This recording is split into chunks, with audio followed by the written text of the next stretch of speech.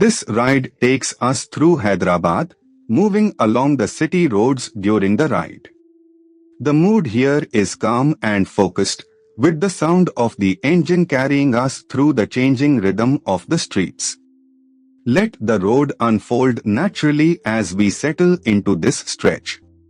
A little further along, this part of the route shows a grounded side of Hyderabad, where everyday movement defines the street.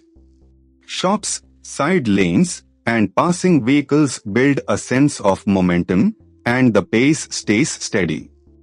It is the kind of stretch where the ride feels less like a destination and more like a continuous observation.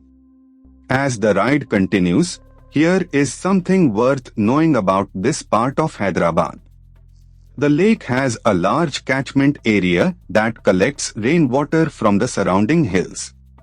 That local detail adds depth to what might otherwise seem like a simple road, and it reminds you that every ride here passes through layers of history and routine.